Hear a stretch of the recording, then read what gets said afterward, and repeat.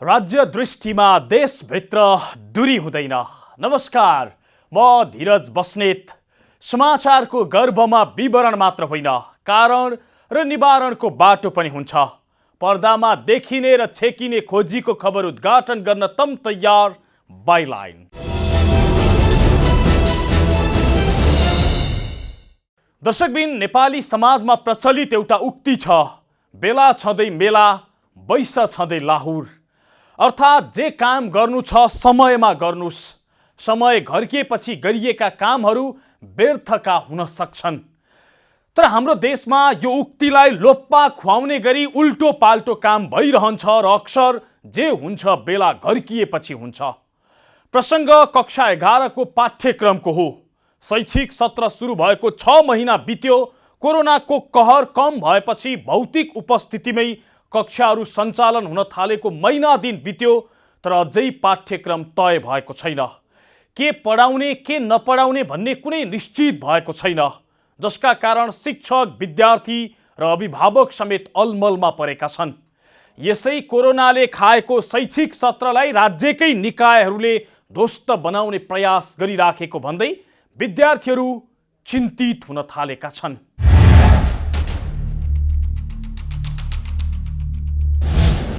सिन्धुलीकी कामना काफले पढ्नकै लागि राजधानी छिरिन्।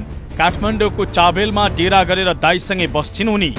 कक्षा 11 मा अध्ययनका लागि काठमाडौँ आएकी कामनाका दाइ पनि कक्षा 11 मै अध्ययनरत छन्।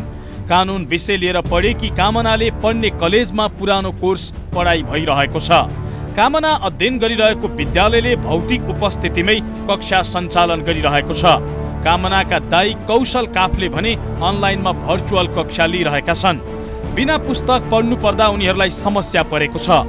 अझ सबैभन्दा ठूलो समस्या त कक्षा 11 मा अध्ययन गर्ने विषयको टुङ्गो नलाग्दा विद्यार्थी, शिक्षक र अभिभावक सधैँ तनावमै हुने गरेका छन्।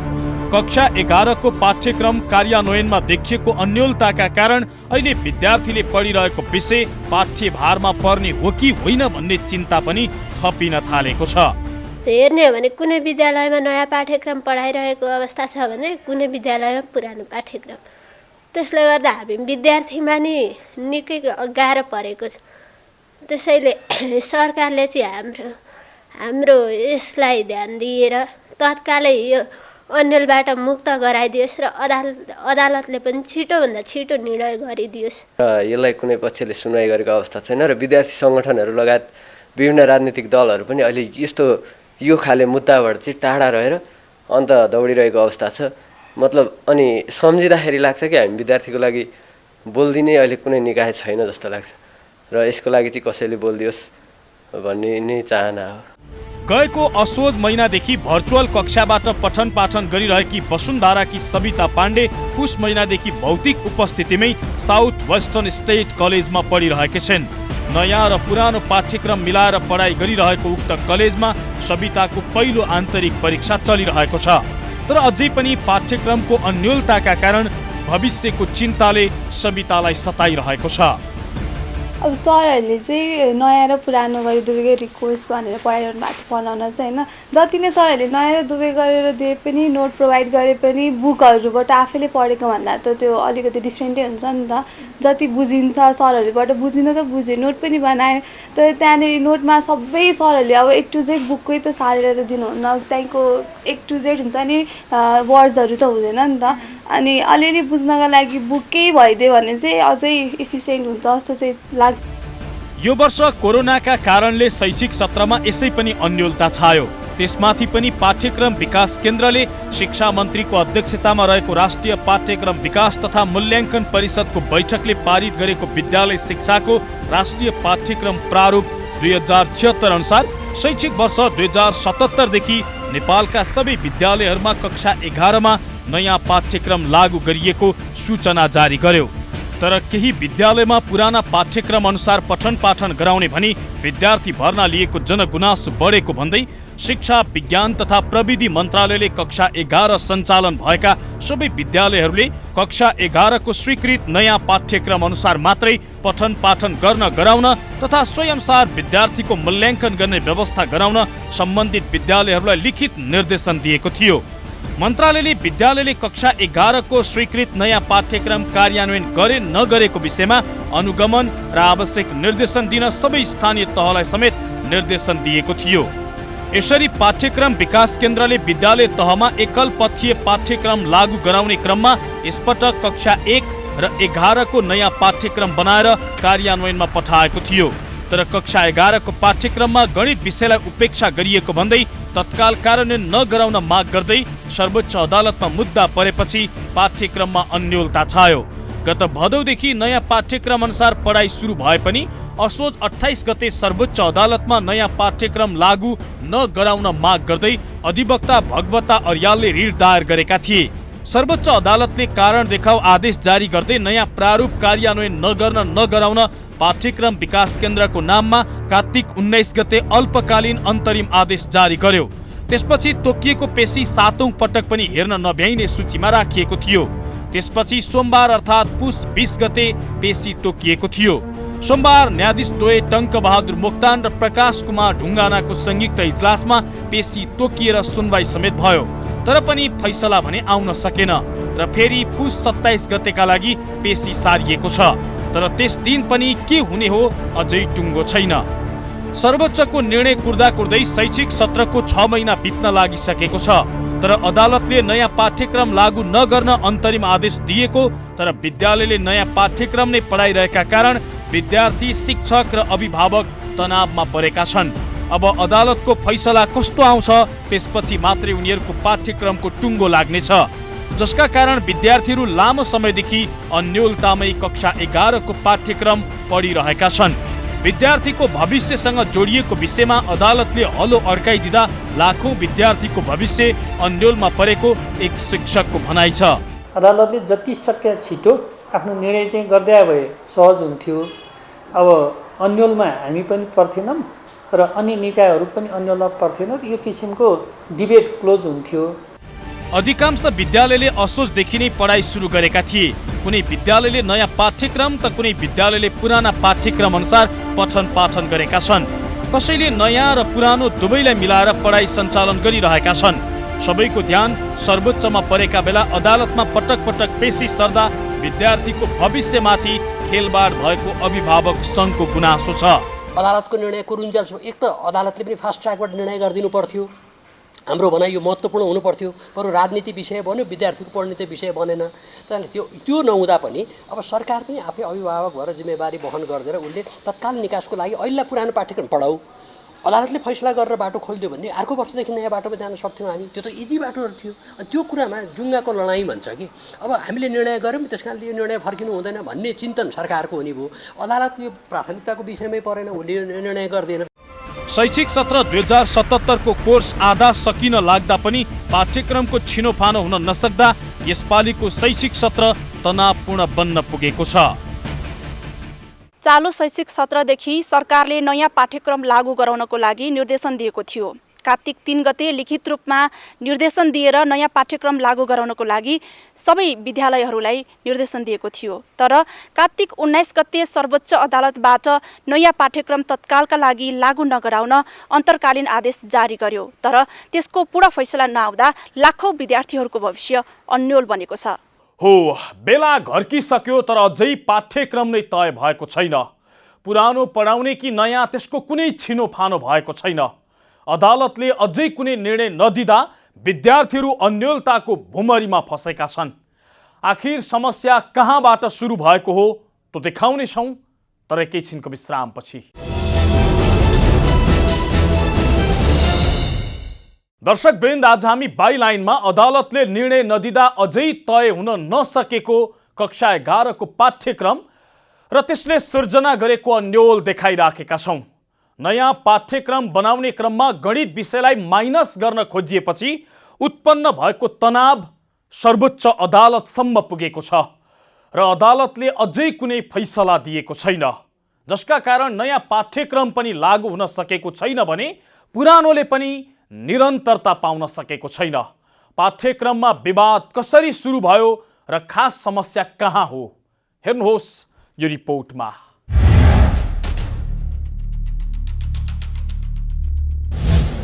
विद्यालय शिक्षाको राष्ट्रिय पाठ्यक्रम प्रारूप 2076 माघ 12 गते सार्वजनिक भयो।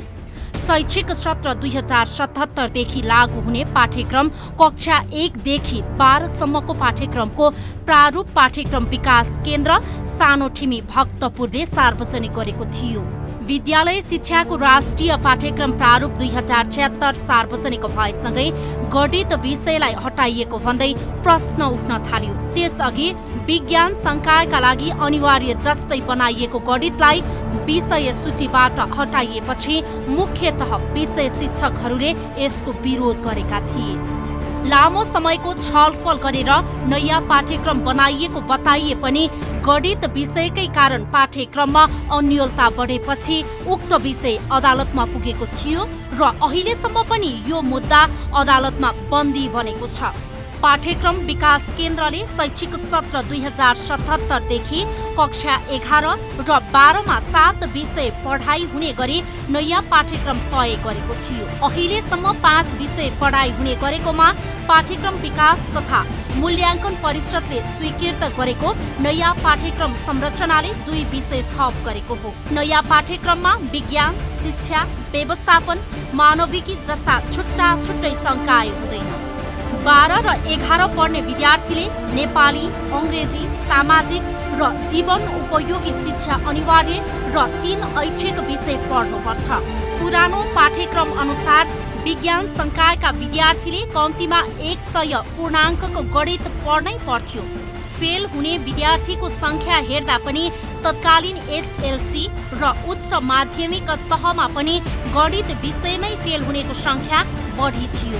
तर अहिले विद्यार्थीले गणित नपढे पनि हुने गरी नयाँ पाठ्यक्रम बनाइएकाले नयाँ पाठ्यक्रम लागू गर्न नहुने गणित समाजका सहसचिव जीवन काफ्लेको तर्क छ। बायोलोजी विधाका विद्यार्थीहरूले गणित पढ्न नपाउने अवस्था सिर्जना गरियो र उता सिए र आइटी पढ्ने विद्यार्थीले गणित र व्यवसायिक गणित पढिरहेको अवस्थामा त्यसलाई एउटै ग्रुपमा राखेर एउटा मात्रै पढ्नेबाट अगाडि बढाइयो र 2टा पढ्ने व्यवस्थाबाट वञ्चित गरियो। त्यो हिसाबले गर्दा गणित बिनाको विज्ञान पढाउने अवस्था सिर्जना भयो। त्यो चाहिँ विडम्बना हो। त्यो हिसाबले गर्दा अहिलेको स्ट्रक्चरमा समग्र स्ट्रक्चरमा समस्या त्यो हो। नम्बर अफ सब्जेक्ट बढाइयो, कम्पलसरी सब्जेक्ट बढाइयो र विद्यार्थीले रोज्न पाउने अधिकारको अप्सनल सब्जेक्टहरूलाई घटाउनु नै अहिलेको मेन समस्याको जड हो। शिक्षा मन्त्रालयले नयाँ पाठ्यक्रम अनुसार पढाइ सञ्चालन गर्न विद्यालयलाई निर्देशन दिएपछि केही निजी विद्यालय सञ्चालक समेत यसको विपक्षमा उत्रिएका छन्। नयाँ पाठ्यक्रम बिल्कुलै नयाँ कोर्स, त्यसमा पनि 5 विषयबाट 7 विषयमा लगिएको छ। शिक्षकको दरबन्दी भएको छैन। सामुदायिक विद्यालयहरूमा पनि समस्या छ, शिक्षकको दरबन्दी छैन र कक्षा कोठाको पनि त्यो हिसाबले चाहिँ तयारी भएको छैन। कक्षा कोठा पनि आवश्यक बढ्छ जब हामी विषय थप्छौँ। शिक्षकको आवश्यकता, भौतिक पूर्वाधारको आवश्यकता, लाइब्रेरी सँगसँगै शिक्षक तालिमहरूदेखि लिएर पर्याप्त मात्रामा पाठ्यपुस्तक उपलब्धताका विषय पनि समस्या छ। त्यसलाई चाहिँ विचार गरेर यो 1 वर्ष पुरानै पाठ्यक्रम सञ्चालन गर्ने र आउने वर्ष त्यो पाठ्यक्रममा पनि छलफल गरेर नयाँ पाठ्यक्रममा पनि छलफल गर्ने विषयहरू धेरै नै छन्। छलफल गरेर अलिक राष्ट्रिय स्तरमै छलफल गरेर पाठ्यक्रम ल्याउनुपर्छ भन्ने हाम्रो बुझाइ हो, हाम्रो मान्यता हो। पाठ्यक्रम विकास केन्द्रले चालु शैक्षिक सत्रदेखि नयाँ प्रारूपको पाठ्यभारको सुरुवात कक्षा 11बाट सुरु गरेसँगै जनक शिक्षा सामग्री केन्द्रले अनिवार्य विषयहरू अङ्ग्रेजी, नेपाली र सामाजिक शिक्षाको करोडौँ मूल्य बराबरको सबै पुस्तक छापिसकेको छ। जनक शिक्षाका प्रवक्ता चित्र आचार्यका अनुसार अनिवार्य 3 विषयका 4-4 लाख थान पुस्तक छापिसकिएको छ। ऐच्छिक विषयहरू भने अन्य निजी छापाखानाले छापेका छन्। तर अहिले 2 थरीको लडाई चलेको छ। गणित विषय नराखेमा विज्ञानको पाठ्यभार पुग्दैन भन्ने एक थरी छन् भने विज्ञानमा गणित राखे धेरै विद्यार्थी फेल हुन्छन् किन पढ्ने भन्ने अर्को तबका पनि छन्। गणित विषय अनिवार्य विषयमै राख्नुपर्छ भन्ने सैद्धान्तिक लडाई चलिरहँदा पाठ्यक्रम विकास केन्द्रका महानिर्देशक केशव दाहाल विद्यालय शिक्षाको प्रारूप परिवर्तनशील हुनुपर्छ भन्ने विश्वव्यापी अभ्यासमा नेपाल सरकारले व्यवहारिक शिक्षालाई प्राथमिकता दिएर नयाँ पाठ्यक्रम लागू गराएको बताउँछन्। परिमार्जन गर्न सक्ने गुन्जाइस रहन्छ। काम गर्दै जाँदा, कार्यान्वयन गर्दै जाँदा अप्ठ्यारो आए भने त्यसलाई परिमार्जन गर्ने गुन्जाइस रहन्छ। यो त हामीले भर्खर कार्यान्वयन यही वर्षदेखि सुरुवात गर्दैछौँ। अब यसमा कठिनाई देखिए भने त आगामी दिनमा संशोधन गर्न सकिने अवस्था त सधैँ रहन्छ। सरकारले विक्रम सम्वत 2063 सालमा लागू गरेको विद्यालय शिक्षाको प्रारूप यसअघि 2071 मा परिवर्तन भएको थियो। विद्यालय क्षेत्र सुधार कार्यक्रम SSRP कार्यान्वयनमा आएपछि हाल विद्यालय तह भन्नाले शिशु कक्षादेखि कक्षा 12 सम्म मानिन्छ भने सङ्घीय शिक्षा ऐन पारित भएपछि विद्यालय शिक्षाको संरचनाले थप कानुनी मान्यता पाउनेछ।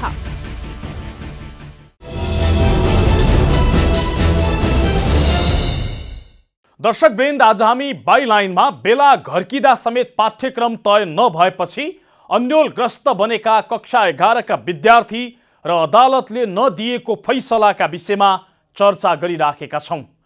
करिब 3 महिनादेखि सर्वोच्च अदालतमा कक्षा 11 को पाठ्यक्रमका विषयमा परेको मुद्दा अड्किएर बसेको छ। अदालतमा बहस भएका छन् तर अझै फैसला भएको छैन। अदालतले बेलामा फैसला नगरिदिँदा विद्यार्थी आफूहरूको भविष्य के हुने भनेर चिन्तित हुन थालेका छन् र भनिराखेका छन्, हामीलाई सरकार र अदालत दुवैले ठग्यो। अदालतमा कहाँ अल्झिएको छ कक्षा 11 को पाठ्यक्रम सम्बन्धी मुद्दा? हेर्नुहोस् यो रिपोर्टमा।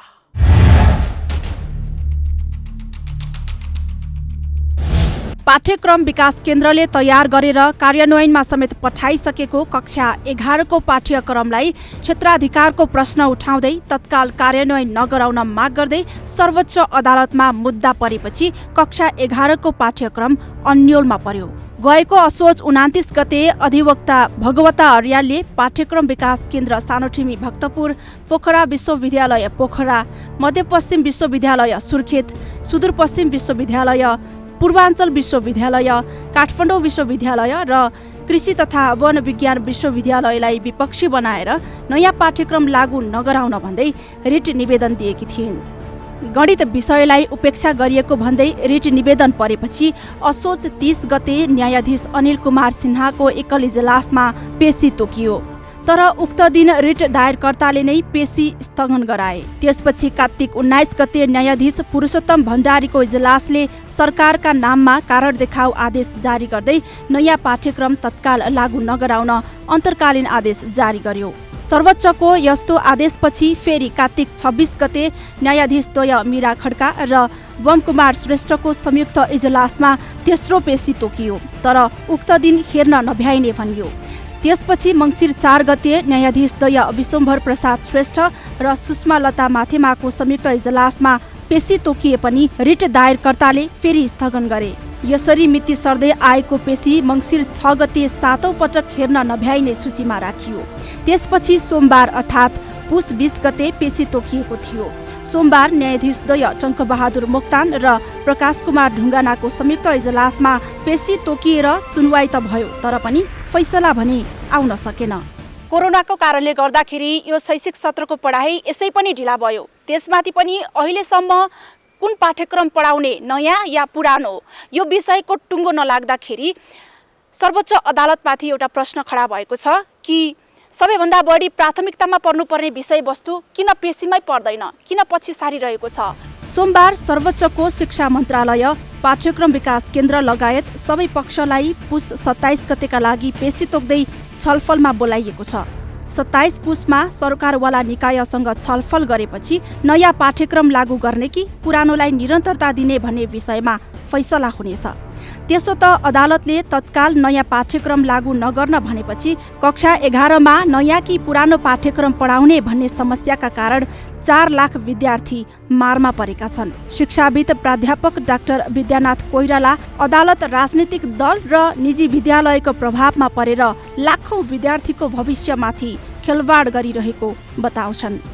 विद्यार्थीलाई अन्याय नगरौँ, निजीले जुन पढाएछन् त्यसमा पनि जाँच गरौँ, सरकारले जुन पढाएछन् त्यसमा पनि जाँच गरौँ। विद्यार्थीलाई दुईटा प्रश्न दिउँ, जुन विद्यार्थी जुन किसिमको तयारी छ त्यही अनुसार जाँच दिउँ। एउटा त्यो बाटो हो जसले गर्दाखेरि के गर्छ भने प्रत्येक 10 वर्षमा कोर्स परिवर्तन गर्ने जुन किसिमको हाम्रो चलनचल्ती छ त्यसको निरन्तरता हुन्छ। त्यो पञ्चायतले सुरु गरे हो, आजको होइन, त्यसको निरन्तरता हुन्छ। एउटा त्यो मैले सुझाव दिने हो। अर्को सुझाव के हो भनेदेखि विश्वविद्यालय अब यो ब्याचको निम्ति विश्वविद्यालय लचिलो बन्ने किसिमको प्र्याक्टिस गरौँ, माने अभ्यास गरौँ। किनभने विश्वविद्यालय लचिलो मान्छेहरूको जमात होइन, त्रिभुवन विश्वविद्यालय त झनै होइन, किनभने त्यो असाध्यै कठोर मान्छेहरू, रिजिड प्राणीहरूले राज गर्ने ठाउँ भएको छ। शिक्षाविद कोइराला यस पटकको शैक्षिक सत्रका लागि विश्वविद्यालय लचिलो हुनुपर्ने बताउँछन्। पाठ्यक्रम विकास केन्द्रले विद्यार्थीले पढ्न चाहेको विषय पढ्न दिनुपर्ने र राष्ट्रिय परीक्षा बोर्डले नयाँ र पुरानो दुवै परीक्षाका प्रश्नपत्र बनाउनु पर्ने कोइरालाको सुझाव छ। हाम्रो अदालतको समस्या के हो भनेदेखि उहाँहरू सम्माननीय हुनुहुन्छ, के माननीय हुनुहुन्छ, सबै हुनुहुन्छ, तर उहाँहरू पैसा लिएर यो के भन्छ दलको इसाराले काम गर्ने मान्छेहरूको जमात हो।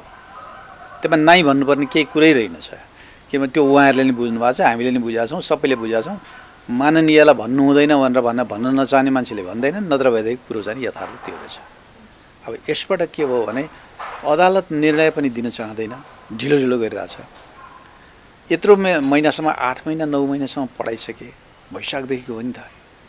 8 महिनापछि केटाकेटीहरूलाई ल अब पुरानै पाठ्यक्रममा हुने भयो अरे भनेर भन्नु भनेको त फट्याइ हो नि, त्यो त ठाडै फट्याइ हो। अब पढिरहेछन् त केटाकेटीले। हो, अदालतको अलमलकै कारण कक्षा 11 को पाठ्यक्रम अझै तय हुन सकेको छैन। अनावश्यक चिन्ताको भारीबाट विद्यार्थीले छुटकारा पाएका छैनन्। यस्तो पनि हुन्छ जहाँ आधा शैक्षिक सत्र सकिँदा समेत पाठ्यक्रम तय हुँदैन। विद्यार्थी जेसुकै पढुन् र विद्यालयहरूले जेसुकै पढाउन् त्यसको कुनै मतलब हुँदैन। यो अन्याय हो र लाखौं विद्यार्थीको भविष्यमाथि गरिएको खेलबाड हो। घाम ढल्किएपछि बिछ्याइएको बिस्कुन र मान्छे मरेपछि खुवाइएको औषधिको कुनै अर्थ छैन। यस्तो काम बन्द गरियोस्। ढिला न्याय दिएर लाखौं विद्यार्थीलाई अन्यायमा नपारियोस्। हौस् त, आजलाई अदालतले निर्णय नदिँदा अझै तय हुन नसकेको कक्षा 11 को पाठ्यक्रम र त्यसले सृजना गरेको अन्योलको प्रसङ्ग यति नै। मुलुकको माटो जहाँ छोए पनि राष्ट्र एकैचोटि जागरुक हुन्छ। यो दूरीविहीन आचरण नै समाचारको मूलधार बाइलाइन अर्थात् जिम्मेवार पत्रकारिता। नमस्कार।